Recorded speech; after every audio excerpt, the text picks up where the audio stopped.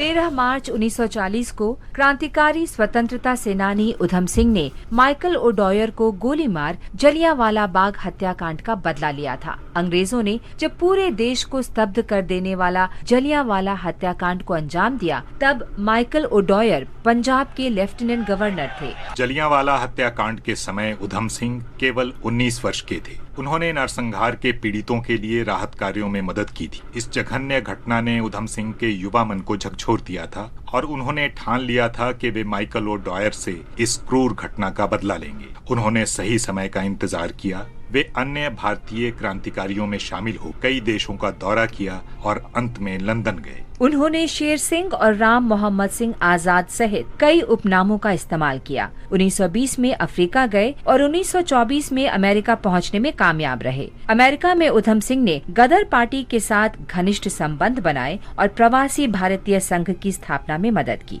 1927 में वे 2 दर्जन से अधिक सहयोगियों और हथियारों के जखीरे के साथ भारत लौटे। कुछ ही समय बाद उन्हें गिरफ्तार कर लिया गया और आर्म्स एक्ट के तहत 5 साल के लिए जेल भेज दिया गया।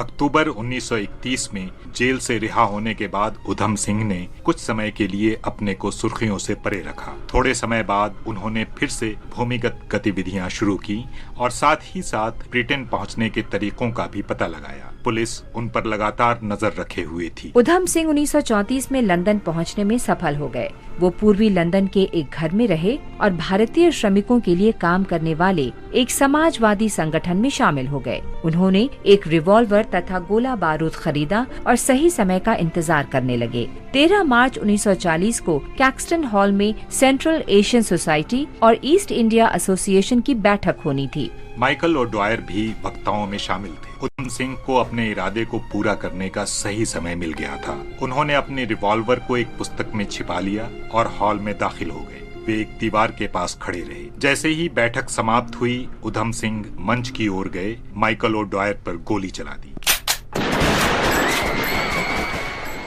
माइकल ओडॉयर की मौके पर ही मौत हो गई और 2 अन्य ब्रिटिश अधिकारी घायल हो गए। उधम सिंह ने भागने की कोशिश नहीं की और उन्हें तुरंत गिरफ्तार कर लिया गया। उन्हें जल्द ही दोषी ठहराया गया और मौत की सजा सुनाई गई। मुकदमे के दौरान उधम सिंह ने दहाड़ लगाई। माइकल ओडॉयर इसका हकदार था। वो असली अपराधी था। उसने मेरे लोगों को कुचला, इसलिए मैंने उसे कुचल दिया। मैं 21 साल से बदला लेने की कोशिश कर रहा हूँ। मुझे खुशी है कि मैंने ये काम किया। मैं मौत से नहीं डरता। मैं अपने देश के लिए प्राण त्याग रहा हूँ। भारत में ब्रिटिश शासन से मैंने अपने लोगों को भूख से मरते देखा है। मैंने उनका विरोध किया। ये मेरा कर्तव्य था। मातृभूमि की खातिर मुझे मौत से बड़ा सम्मान और क्या दिया जा सकता है। उधम सिंह को 31 जुलाई 1940 को फांसी दे दी गई। हम इस महान क्रांतिकारी स्वतंत्रता सेनानी को सलाम करते हैं।